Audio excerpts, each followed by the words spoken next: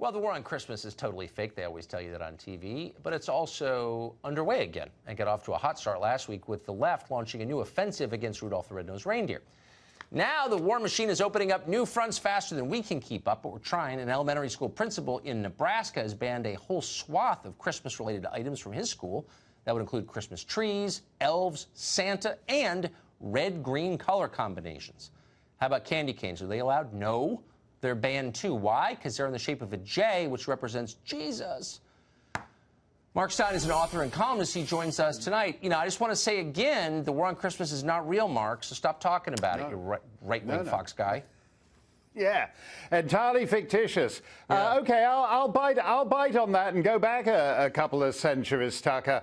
The separation of church and state, when the founders came up with it, it's basically that they didn't want President Washington being the head of the Church of America as the Queen is head of the Church of England. That's it. They didn't want the Archbishop of Virginia sitting in the Senate as the Archbishop of Canterbury sits in the House of Lords. And like a lot of sane concepts, it's metastasized into something utterly insane. And when you're actually banning colors, when you're banning two of the colors on the color spectrum, red and green, so there's only orange, yellow, and blue left, you're bonkers. You're nuts. You've flown the coop of reality. You are living in a more bizarre fantasy than Santa and his reindeer and his elves could ever come up with.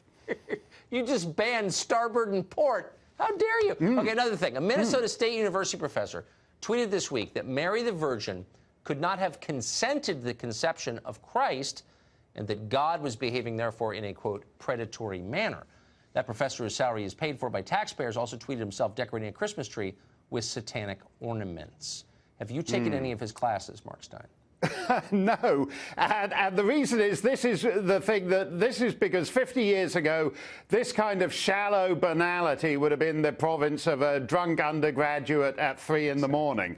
I mean, basically, the idea that God has gotten the Virgin Mary back to his pad, and she's saying, I really must go, and he's saying, oh, baby, it's cold outside, and put some records on while I pour. I miss the days when atheists were at least intelligent enough to take seriously what they were purporting to knock down.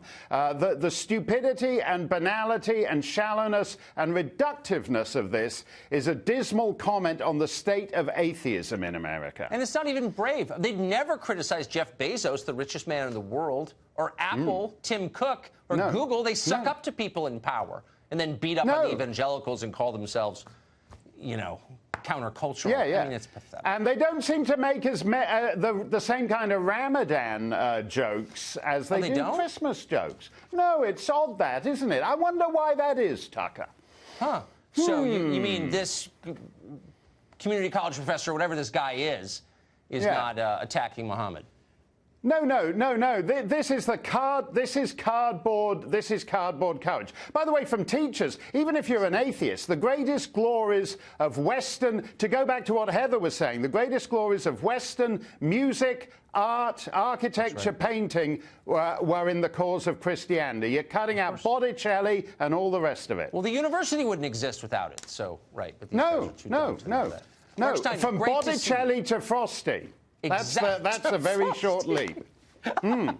So good. Rudolph and Leonardo, all gone. All got to go. It's the Cultural Revolution. See ya. Thanks, Mark.